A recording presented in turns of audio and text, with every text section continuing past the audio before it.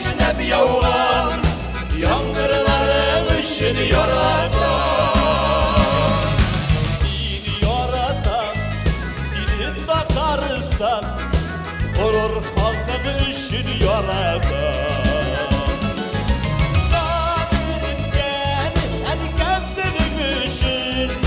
Tatar tereng işini yaratan. Şan eritken etkenlerin işin Tatar tereng işini yaratan.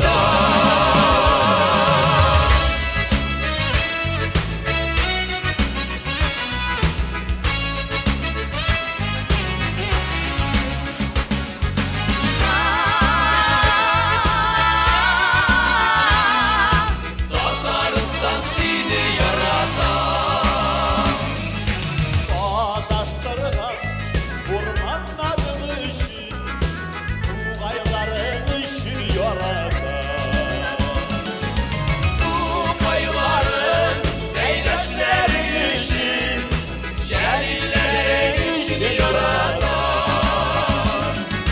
Bu kayıların seydaşların işin İlhamların işini yaratan.